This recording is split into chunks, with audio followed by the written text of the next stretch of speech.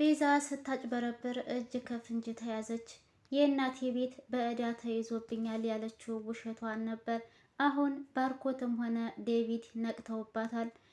ያልነቁባት ኤላና ሌሊ ነበሩ። ሌሊ ግን አሁንም ቢሆን እናንተ ግን በቤዛ ምን ያክል እርግጠኛ ሆናችሁ ነው ይህንን ሁላ ብር የምትሰጧት እያለች ነበረ። ኤላ ግን ሌሊ ከዚህ በፊት እኮ አውርተንበታል። ቤዛ እኮ እናቷ ቤታቸው በዕዳ ተይዞባቸው ነው እያለ ይላታል። ይሄ የሆነው ከመጋለጧ በፊት ነበረ። መጀመሪያ ብሩን ኤላ ለባርኮት ሊሰጠው ነበር እየተመካከሩ የነበረው። ለሊም ለኤላና ለባርኮት ቤዛ እናንተን ተጠቅማ እየተጠቀመችባችሁ ነው በማለት ትላቸዋለች።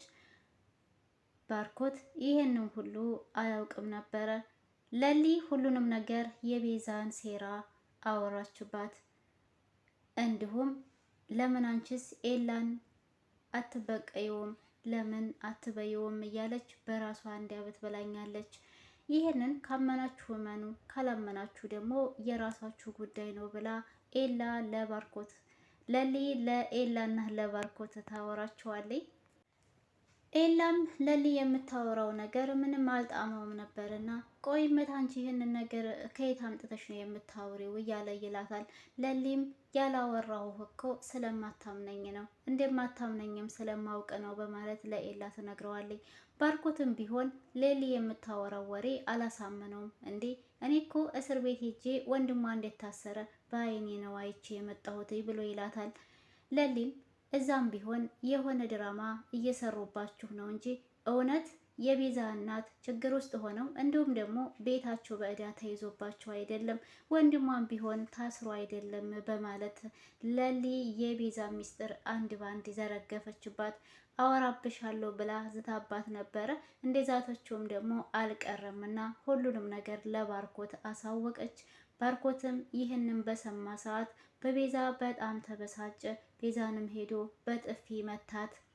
ሰላም ሰላም! ውድና የተከበራችሁ የቻናሌ ቤተሰቦች እንዴት ናችሁ? ሁሌ ሰላም ናችሁ ወይ? እኔ በጣም ሰላም ነኝ አልሐምዱሊላህ። እንዴት ተለመደው ወደ ቻናሌ በአዲስ ቪዲዮ ተከስቻለሁ።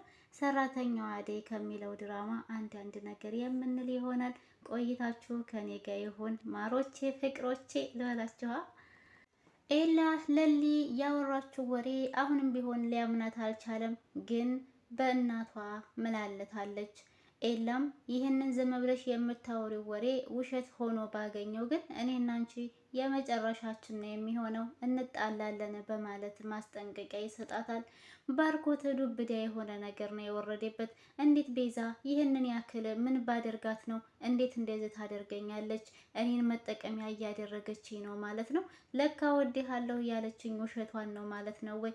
ሳይቸግራት ቸግሮኛል፣ እናቴ በዕዳ ተይዛለች፣ ቤታችን ተይዞብናል ብላ ያጭበረበረች ነበር ወይ ብሎ በማሰብ በጣም እጅጉን ተናዶባታል በቤዛ ማለት ነው። እንዲሁም ዴቪድም ብር እንደወሰደችበት ብር እንደረዳት በባርኮት ፊት ለፊት ቤዛን ጠየቃት። ቆይም አንቺ ትንሽ አታፍሪም እንዴ? ለኔስ ለምንድን ነው ብር ስጠይ ብለሽኝ ያንን ብር የወሰድሽው ብሎ ይላታል። ባርኮት ይሄንን ስላልሰማ እንዴ ካንተም ደግሞ ወስዳለች እንዴ ይለዋል ዴቪድን። ዴቪድም አዎ ወስዳለች፣ የሆነ ጊዜ ላይ ብር ፈልጌ የነበረ ብላኝ እኮ የተወሰነ ሰጥቻታለሁኝ በማለት ይነግረዋል። ይሄንን ሲነግረው ግን ባርኮት ሳያስበው ትልቅ ችግር ውስጥ እንደገባና እንዲሁም ደግሞ ቤዛ ለብዙ ጊዜ ስትዋሸውና ስታጭበረብረው እንደነበረች ስለተረዳ በዚህም ንዴት ነው ቤዛን በጥፊ የመታት። ባርኮት ከነ ኤላ ቤት ወደ ቤታቸው ተመልሶ መጥቶ እቤት ውስጥ ሲገባ ሳሎን ላይ ማንም ሰው አልነበረም። በዛ ሰዓትም ቤዛ ቤዛ እያለ እየጮኸ ይጣራል። ቤዛ ተደብቃ ስልክ እያወራች ነበረ። ከዛ ድንገት ዴቪድ እና ሊዱ ይመጣሉ። ሊዱ ደግሞ መኝታ ክላሷ ሆና እየተነጫነጨች ነበረ። ዴቪድም አይዞሽ እሺ ተረጋጊ፣ እኛም የራሳችን የሆነ ቤት ይኖረናል፣ ስለዚህ አትነጫነጪ፣ እዚህ ቤት ደግሞ እስከኖርሽ ድረስ ይህንን ቤት አታማሪ፣ ፍቅር እንዳትሰማሽ እያለ ይላታል። ሊዲያም ምንድን እንዳታመጣ ነው ደግሞ ብትሰማ እያለ ስትለው አይ ከፍቅር ጋር ባትሳፈጭ ነው የሚሻለሽ። አንቺ እኮ የሚደብርሽ እዚህ ቤት ውስጥ ከመኝታ ክላስ ውስጥ አትወጭም። መኝታ ክላስ ሆነሽ ሙዚቃ ታዳምጫለሽ ምናምን። ስለዚህ እስኪ ነይ አሁን እንኳ ወጣ በይና ወደ ሳሎን ሄደን እናውራ ብሎ ወደ ሳሎን እየወጡ እያለ ነበረ ባርኮት ከውጭ የመጣውና ቤዛን በጩኸት በቁጣ ድምፅ እየተጣራ የነበረው። ቤዛ እያለ በተደጋጋሚ እየፈለጋትና እየተጣራ ነበረና ሳሎን ላይ ሆኖ ዴቪድና ሊዲያ ይመጣሉ። እንዴ ምን ሆነሃል? ምንድን ነው? በሰላም ነው ትለዋለች ሊዲያ፣ እንዲሁም ባርኮት እንዲሁም ዴቪድ። ባርኮትም ቤዛ የት ሄዳ ነው? ብጠራትም አትሰማኝም፣ የለችም እያለ ይላቸዋል። ምንድን ነው ችግር አለ? የተፈጠረ ነገር አለ እንዴ? ይለዋል ዴቪድ። ከዛም ቤዛም በዚህ መሃል ወይ ባርኮት መጣህ እንዴ ትልና ካለችበት ቦታ ትመጣለች። ከዛ በኋላ ነው እንግዲህ ነገሩ ሁላ ቅልጥ ያለ መንደር የሆነው። ቤዛ ልክ እንደመጣች ባርኬ ጥያቄውን ይቀጥላል። ለሊን ምንድን ነው ያልሻት ብሎ ሲላት ቤዛ ድንግጥ ብላለች። እሷን ደግሞ ምን አልኳት ትለዋለች ፊቷን ኩስትር አድርጋ ምንም እንዳልተፈጠረ እያስመሰለች። ባርኮትም ለምንድን ነው ወደ ህይወቴ ተመልሰሽ የመጣሽው በማለት ይጠይቃታል። ከዛ ቤዛም የምትመልሰው መልስ ቤዛም እኔ አልገባኝም ማለት ምን እያልክ ነው? እኔ ተመልሼ መቼ መጣሁ? ፈጣሪ አይደል እንዴ ድጋሚ ያገናኘን ትለዋለች ለባርኬ። ከዛ ባርኬም ውሸታም ነሽ፣ ትሰሚኛለሽ? ውሸት አልፈልግም፣ እውነታውን ማወቅ ፈልጋለሁ እያለ ፊቷ ላይ ፊት ለፊት ፍጥጥ ብሎ እያስፈራራት ነው። ከዛ በኋላ ቤዛ ያላሰበችው ዱብዳ ወርዶባታል። ፊቷ እሳት መስሏል። በጣም ደንግጣለች። ባርኮትም በተደጋጋሚ ለምንድን የዋሸሽ ቆይ እያለ ይጠይቃታል። ቤዛም ቆይ ባርኬ የምን ውሸት ነው የምታወራው? ደግሞ ማን ነው እንደዚህ ሞልቶ የላከህ ትለዋለች። እሷ ለሊ ማታወራ መስላት ነበረ። በባለፈው ጉራዋን ስታወራና አውሪ ምን ታመጫለሽ እያለ ስትላት የነበረው ለሊ ደግሞ የዋዛ አይደለችምና ከማውራትም አልተቆጠበችም። ሚስጥሯን እንዳለ ዘረገፈችባት። ከዛ ባርኮትም አሁንም ጥያቄውን ይቀጥላል። ዴቪድ ሁለቱ እየተጨቃጨቁ ቆሞ እየተመለከተ ነበረ። ከዛም እንዴ ባርኬ ምንድን ነው የተፈጠረ ነገር አለ እንዴ? ስለ ቤዛ የሰማኸው ነገር አለ ብሎ ሲጠይቀው ባርኬም አዎ ቤዛ አታላኛለች በማለት ይመልስለታል።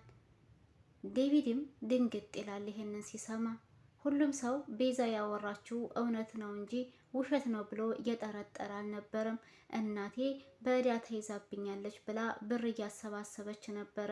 እውነትም ባርኮትን እያታለለችው ነበር ማለት ነው ቤዛ።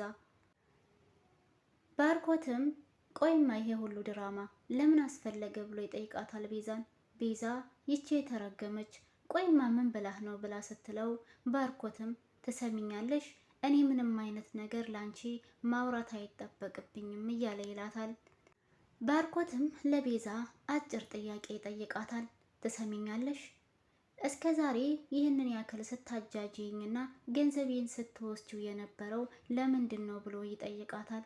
አይ ቤዛ ባርኬ በዛው ቀጥሎ ወንድምሽንም እንደዚህ እንዲሰራብኝና እንዲሁም ደግሞ የአራጣ አበዳሪዎቹንም ይህንን ድራማ እንዲሰሩ ነግረሻቸው ነበረ ማለት ነው። ያልገባኝ ነገር ምንድነው እንደዚህ የሚሆነው? ለምንድነው እንደዚህ እያደረግሽኝ ያለሽው? ቆይ ምን አደረግኩሽ? ምን በደልኩሽ? በማለት በጣም ይጮህባታል።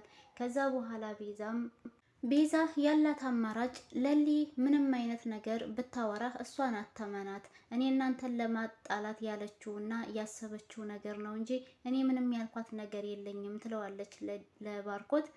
ቤዛ እኔን እመነኝ፣ እሷን ተዋትና እኔም ብቻ እመነኝ ትላለች። አሁንም በድጋሚ ያለፈው ያጭበረበረችው አነሳትና ደግሞ አሁንም ድጋሚ እሷን እንዲያምናት ትፈልጋለች። ባርኮት ግን ሊያምናት አይችልም። ከዚህ በኋላ እውነታውን አምኖ ተቀብሏል። እስከዛሬም ስታጭበረብረው እየኖረችው እንዴት እንደሆነ አልገባውምና ነው። ባርኬ ይሄንን በምትለው ሰዓት እንግዲህ እኔን እመነኝ ለሊን ተዋት ብላ ስትለው እሱ በጥፊ መታት። አንዱን ውሸት ለመደበቅ ስትይ ሌላ ውሸት አትጨምሪ ይላታል። ቤዛም ባርኬ እኔን በጥፊ መታኸኝ ብላ ትለዋለች። ከዚህ በኋላ ያለው ነገር እንግዲህ በጣም ቅውጥ ያለ ነገር ነበረ። ቤዛ ስታጭበረብር ተዋረደች። አይገልጸውም ብቻ እላችኋለሁ። ቤተሰብ ውድና የተከበራችሁ የቻናሌ ቤተሰቦች ለነበረን ቆይታ ከልብ አመሰግናለሁ። ለዛሬ የነበረን ቪዲዮ ይሄን ይመስል ነበረ። ከተመቻችሁ ላይክ፣ ሼር ማድረጋችሁን አትርሱ። እንዲሁም ሀሳብ አስተያየት ካላችሁ ኮሜንት ላይ አስቀምጡልኝ። ለቤቴ አዲስ የሆናችሁ ሰብስክራይብ አድርጉኝ ፕሊስ። እኔም የመዳም ቅመም ነኝ፣ አበረታቱኝ። ከኩሽና ሆኜ ነው እንደዚህ የምለፈልፍላችሁ፣ አይከፈልበትም። እንደው መምጣታችሁ ካልቀረ ቪዲዮ ጨርሳችሁ እዩልኝ፣ ላይክ አድርጉኝ። ኧረ ተው ተው፣ ቅንነት ለራስ ነው። ተው እኔ ልለምናችሁ ማሮቼ፣ ፍቅሮቼ፣ ሁሉ ነገሮቼ ልበላችሁ። እንደ ሀቢባ እናንተ እንደዚህ ስሏችሁ ትወዳላችሁ መሰለኝ። ለነገሩ ላለው ነው የምታሽቃብጡት። እኔ እኮ ላለው አታሽቃብጡ። እኛንም ገደፍ አድርጉን፣ አየት አድርጉን። ከኩሽና ሆነን የምንሰራውን የመዳም ቅመሞችን ብያችሁ ነበር። ለማንኛውም ባይ